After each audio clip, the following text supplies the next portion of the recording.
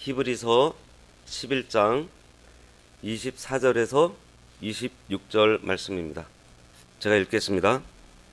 믿음으로 모세는 장성하여 바로의 공주의 아들이라 칭함 받기를 거절하고 도리어 하나님의 백성과 함께 고난받기를 잠시 죄악의 낙을 누리는 것보다 더 좋아하고 그리스도를 위하여 받는 수모를 애굽의 모든 보화보다 더 큰 재물로 여겼으니 이는 상 주심을 바라봄이라.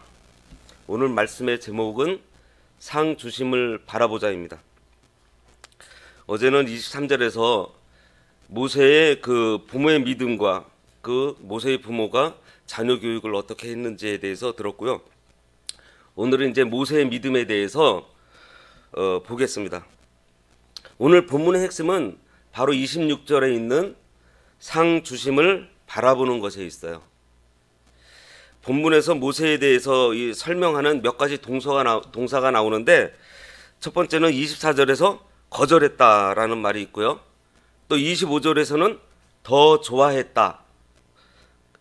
그리고 26절에서는 여겼다라는 동사가 있고, 또 마지막에는 바라보았다라는 한 네 가지 동사가 있습니다. 출애굽기나 다른 성경에서 모세 인생을 이렇게 조명할 때 오늘 본문 히브리서의 방식으로 이런 방식으로 조명하는 것을 찾아보기 좀 힘들어요. 이 히브리서 기자는 이 모세 일생을 표현하면서 굉장히 전략적으로 이 모세를 조명하고 있습니다. 이 전략적이라고 하는 것은 무엇인가 하면은 잘 포장해서 그리고 기록하면서 그 표현 방식도 좀 일반적이지 않게 여기서는 좀 대조를 하면서 기록하고 있어요. 24절에 바로의 공주의 아들이라고 칭함받기를 거절했던 것이 모세의 믿음이라고 말씀하고 있어요. 그 다음에 25절에 보시면요, 아주 선명하게 이것을 대조시키는 것이 두 번 나오고 있어요. 더 좋아하고 여겼다고 되어 있는데요, 그것은 모세가 대단하게 생각했던 것은 25절에 보면 하나님의 백성과 함께 고난받는 것, 이것을 모세는 죄악의 낙을 누리는 것보다 더 좋아했다라고 했어요. 그리고 26절에는 모세가 또 대단하게 생각했던 것이 그리스도를 위해서 받는 수모라고 기록하고 있습니다. 그리스도를 위해서 받는 그 수치와 그 모욕과 또 하나님의 백성과 함께 고난받는 것을 모세는 무엇보다도 더 대단하게 생각했고, 또 세상 낙을 누리는 것보다 더 좋아했습니다. 반대로 모세가 하찮게 여겼던 것들, 모세가 시시하게 생각했던 것은 무엇일까요? 그것은 또 25절에서는요, 잠시 죄악의 낙을 누리는 것이라고 했습니다. 이것을 모세는 아주 하찮고 시시하게 여겼어요. 26절에서는 애굽의 모든 보화입니다. 모세가 시시하게 여겼던 것, 하찮게 여겼던 것. 애굽의 모든 보화를 모세는 시시하게 여겼다고 지금 히브리서 기자가 기록하고 있어요. 지금 히브리서의 표현들을 보면요, 이 전략적인 것을 좀 알 수가 있는데, 25절에서는 하나님의 백성과 함께 고난받는 것과 잠시 죄악의 낙을 누리는 것, 이 두 가지를 대조시키고, 또 26절에서는 그리스도를 위해서 받는 수모하고 애굽의 보화를 이게 대조하면서 이렇게 지금 두 번 대조를 시키고 있습니다. 그런데요, 오늘 우리가 이 모세인은 다시 말하면은 모세가 가지고 있는 이 가치관, 모세가 대단하게 생각하거나 하찮게 생각하는 것을 아주 극명하게 대조시키고 있는 이 이유, 이 설명하는 부분, 여기에 우리가 이제 주목을 해야 됩니다. 26절 마지막에 이는 이렇게 기록하고 있어요. 이것은 뭐냐면은 이유가 있다라는 거예요. 그 이유, 모세가 하찮게 여기고 대단하게 여기는 것을 극명하게 나눠서 대조시키고 있는 이유, 그 이유가 뭔가 하면 상 주심을 바라보기 때문이라는 거예요. 상 주심을 바라봄이라. 여기 지금 상 주심을 바라봄이라고 되어 있는데, 이 부분이 굉장히 중요한데 좀 애매했어요. 우리가 상을 받을 때 보면은 그 상을 바라보지 상 주는 걸 바라보는 거 아니잖아요. 그래서 좀 단어가 좀 애매해가지고 좀 공부는 잘 못하지만 좀 막 찾아봤습니다.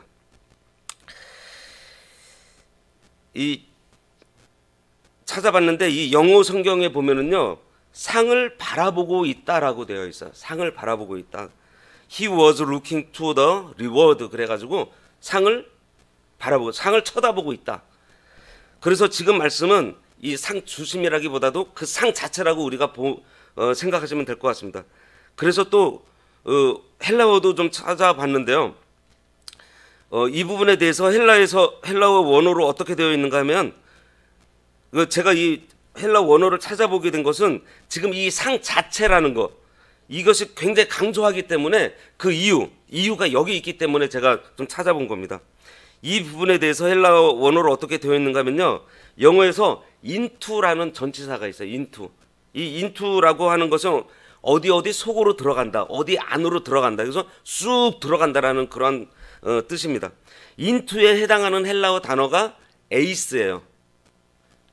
에타, 이오타, 시그마, 이 세 가지 알파벳을 써서 에이스라고 하는데, 이 에이스가 전치사 into입니다. 이 뜻이 뭐냐면은 아주 그냥 거기 빨려 들어가듯이 그냥 들어가는 거예요. 그래서 히브리서 11장 26절에 이 에이스를 사용하고 있어요. 이것을 왜 말씀드리냐면은 상을 바라보는데 그냥 이렇게 그냥 쳐다보는 게 아니라 그냥 빨려 들어가시 그냥 집중하는 거죠. 그냥 그 상 속으로 빨려 들어갈 것 같이 바라봤다라는 거예요. 그냥 상만 쳐다보고 있는 거예요. 이것을 이렇게 한번 설명해 보면요, 올림픽 그 메달을 따기 위해서 4년의 시간을 올인하는 그 선수들과 한번 비교해 봤습니다. 그 선수들이 저 메달을 따기 위해서 하는 그 집중력, 그 노력, 모세는 하나님 손에 있는 그 상을 그 선수들이 바라보는 그 메달보다도 더 집중해서 바라본 겁니다. 모세는 그러한 즐거움, 세상 영광, 금은 보화에서 고개를 획 돌려가지고 하나님께서 주실 그 상을 뚫어지게 바라보고 있는 거예요.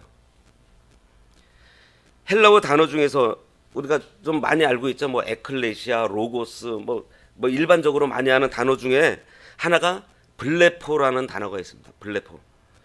이 블레포가 무엇인가 하면은 쳐다본다, 바라본다. 아까 상주심을 바라본다라고 되어 있잖아요. 그런데 이 26절에는 이 바라본다는 블레포를 쓰지 않아요. 뭐를 쓰고 있냐면은 아포블레포라고 씁니다. 아포블레포.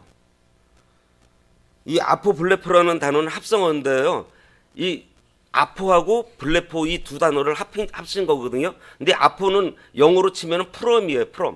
프롬은 무엇이죠? 어디서부터 무엇으로부터라는 뜻입니다. 그것을 아포하고 블레포를 딱 붙여가지고 합성어로 아포블레포라는 단어를 히브리서에서 쓰고 있는데, 이 아포블레포라는 단어가 신약 성경에 딱 여기 한 군데 나온다고 이 주석가들이 지금 얘기를 하고 있더라고요. 이게 뭐냐면은, 이게 왜 의미심장한가 하면은 어디로부터 눈을 돌려가지고 딱 거기에 그냥 꽂혀서 그거를 쫙 바라보고 있는 거예요. 그래서 이것이 어떤 뜻인가 되냐면은 좀 뉘앙스를 한번 느끼면서 한번 들어보겠습니다. 이 다른 모든 곳에서 눈을 싹 돌려가지고 딱 거기만 그냥 쳐다보고 있는 거예요. 그 상만 쳐다보고 있는 거예요. 하나님께서 가지고 계신 그 상을 뚫어지게 쳐다보는데, 이 세상 것들하고 같이 쳐다보는 게 아니라 이 세상 것들에서 고개를 확 돌리고 그것에는 닫아버리고 나서 이 상만 쳐다보고 있는 겁니다. 이 세상 것에 그래가지고 그 상에 그냥 집중해가지고 빨려 들어가듯이, 아까 인투 빨려 들어가듯이 완전히 사로잡혀가지고 그 상만 쳐다보고 있는 거예요. 이것은 마치 이 예수님께서 그 비유하신 거, 그 비유 중에서 밭에 천국에 감추인 보화, 농부가 밭을 가다가 밭에서 이 세상에서 어디서도 찾을 수 없는 어마어마한 그 보물을 발견하고서 그 다음에 어떻게 했죠? 자기 전 소유를 다 팔아가지고 그 밭을 사버립니다. 이거 같이 모세가 발견한 것이 있어요.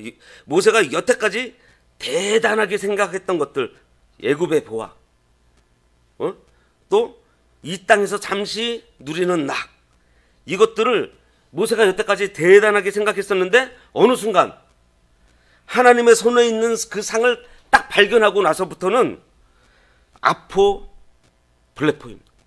싹 돌려가지고 이제 상만 쳐다보고 있는 거예요. 그냥 그 상을 또 어떻게 쳐다봐요?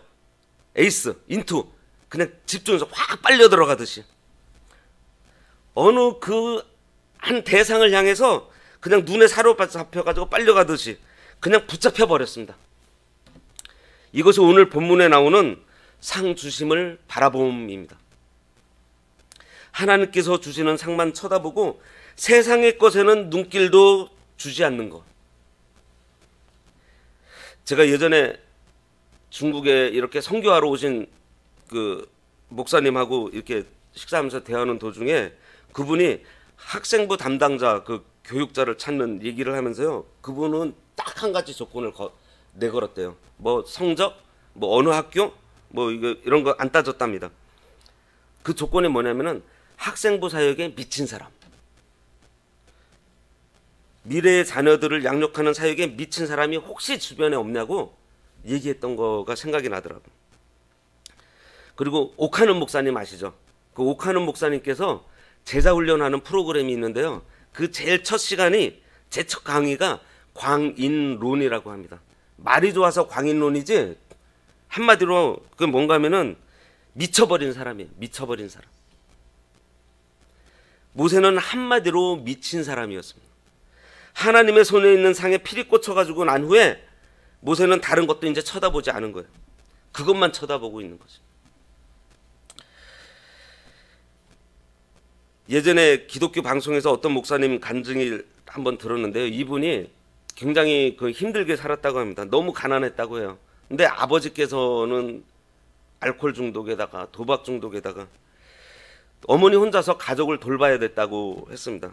초등학교 때 엄마 따라서 밭에 가서 일하고 같이 나가서 채소 팔고, 그러는 와중에 또 청소년 때 또 한쪽 팔을 절단하는 사고를 또 당하고 굉장히 힘들게 살았다 그래요. 근데 이분의 기도가 한 가지가 있었대요. 결혼할 수 있게 해달라고. 한 30살 막 넘어서까지 그 기도를 했다고 합니다. 가난하면서 또 몸에 장애되어 있는 자기한테 누가 올까? 하지만 하나님께 기도를 했다고 해요. 그런데 지금 이제 그 사모님을 만났죠. 30살 후에 결혼을 했는데 그때 결혼하기 전에 물어봤대요. 이렇게 우리 집은 잘 살지도 못하고 나는 장애가 있는데, 한 팔이 없는 장애가 있는데 어떻게 나랑 결혼할 생각을 할 수 있겠냐 그랬더니 그 사모님께서 당신의 한쪽 팔이 되어드리겠습니다 라면서 아주 감동적인 말을 해줘가지고 결혼을 하셨다 그럽니다. 그래서 이제 시간이 흘러서 물어봤대요. 아니요, 당신은 어떻게 그때 나를 이렇게 감동시키는 말을 해줄 수 있었냐고. 그랬더니 그 사모님께서 그때는 내가 제정신이 아니었다고 얘기를 했다고 합니다. 근데 이 목사님께서 그래서 이런 얘기를 하시더라고요. 제정신이 아닌 상태로 만드신 하나님께 찬양합니다. 또 눈을 가려주신 하나님께 찬양합니다 라고 하셨답니다. 우리가 이 땅 살면서 은혜를 받는다는 것이 무엇일까요? 하나님의 은혜를 받는다는 것은 마치 이런 거 아닐까요? 이 땅에 한 100년을 살면서 이 100년간 제 정신으로 만들어지지 않게 하는 거, 이것이 하나님의 은혜로 사는 게 아닌가라는 생각을 해봤습니다. 이 짧은 시간, 길면 길고 짧으면 짧은 시간 동안에 이 세상에 살면서 우리의 눈이 제정신이 아닌 것이죠. 무슨 말인가 하면요, 세상 사람들하고는 다른 시선. 모세가 제정신이 아니었어요. 잠시 죄악을 누리는 것, 그리고 애굽의 모든 보화가 너무 하찮게 보인다는 것이 세상 사람들의 눈으로 볼 때 제정신이 아니죠. 이 세상을 살아가는 대다수의 사람들의 눈이 아닌 겁니다. 하나님의 은혜를 받은 사람만 가질 수 있는 눈이라는 거예요. 하나님의 백성과 고난받는 것, 그리스도와 함께 수모 당하는 것이 너무너무 좋고 대단하게 눈에 보인 것입니다. 왜냐하면 하나님의 손에 있는 상, 거기에 모든 것이 꽂혀 있기 때문에. 아포 블레퍼, 다른 것 다 무시하고 그 상에만 꽂혀 있는 것. 눈을 획 돌려서 하나님께서 주시는 상에만 눈이 꽂혀서 거기에만 사로잡혀서 인투 에이스, 거기에 빨려 들어갔지. 그 상만 쳐다보면서 거기에 미쳐버리는. 우리가 한평생 그렇게만 살 수 있다면 아마 최고의 인생이 되지 않을까 생각해 봅니다. 그것보다 더 영광스러운 인생이 없을 정도로. 그런데도요, 이것도 우리 힘이 아니고 하나님께서 우리를 그렇게 만드신다는 사실이에요. 아까 그 목사님 말씀처럼 눈을 가려주신 하나님, 제정신이 아니게 만들어주신 하나님 찬양합니다. 그래서 은혜인 거예요. 우리가 할 수 있는 게 아무것도 없습니다. 모세는 하나님 앞에 이런 은혜를 받았어요. 모세는 이렇게 살았다, 이렇게 생각했다. 이것이 하나님께서 모세에게 주신 축복이고 이것이 모세가 가지고 있었던 믿음입니다. 오늘 말씀을 정리해 보겠습니다. 올림픽 메달을 따기 위해서 훈련하는 선수들이요, 때로 지치고 힘듭니다. 하지만 그때 다시 그 메달을 생각을 해요. 메달을 바라봅니다. 그러고 다시 마음을 가다듬고 다시 훈련을 재개해요. 또 때로는 광고라든지 뭐 텔레비 프로그램에 뭐 섭외가 들어와요. 그런 유혹이 들어올 때 순간 흔들릴 수 있지만 그것들 다 거절하고 다시 그 메달을 바라보면서 훈련에 매진합니다. 우리도 마찬가지예요. 하나님 손에 있는 저 상을 바라보면서 나가야 돼요. 여기서 우리가 믿음장 11장 1절을 우리가 한번 다시 싹 돌아가봐서 이거를 봐야 됩니다. 이 말씀 봐야 돼요. 1절 말씀에 믿음은 바라는 것들의 실상이요라고 하신 그 말씀을 우리 다시 한번 깊이 묵상해야 됩니다. 이 믿음의 지금 선조들에 대해서 우리가 계속 지금 배우고 있는데요. 그분들을 그 믿음에 대해서 보면서 1장으로 한번 다시 한번 읽으시면서 보시면은요, 굉장히 은혜가 되실 겁니다. 거기 다 나와 있어요. 모세는 상을 바라봄으로 해서 그 믿음이 실상으로 나타났어요. 어떻게요? 앞에서 언급한 오늘 본문의 모세를 설명하는 동사가 몇 가지 나와 있다고 말씀했잖아요. 거절했고, 더 좋아했고, 여겼고, 바라봤다라는 거. 오늘 말씀을 시작하면서 이 네 가지를 제가 동사라고 말씀드렸습니다. 동사는 뭐냐면은 움직이는 거, 행위예요, 행위. 믿음은 이렇게 동사로 실상으로 나타나요. 야고보서에 나오는 행함이 없는 믿음은 죽은 믿음이다. 이 말씀이 이거예요. 산 믿음을 가지고 있으면요, 행함이 있다라는 것입니다. 실상으로 이 믿음이 나타나요. 성도가 바로 그 상을 운동선수들이 바라보고 있는 메달 이상으로 집중해서 바라볼 때 실상으로 나타나는 것이 믿음입니다. 이 믿음이 어떻게 나타나는가 하면요, 행위로 나타나는데 상 주심을 바라봄으로 해서 공주의 아들이라 칭함을 받기를 거절하고 세상 낙보다 성도와 함께 고난받기를 더 좋아하고 그리스도를 위해 받는 수모를 애굽의 보화보다 더 값지게 여기는 것으로 나타나는 거예요.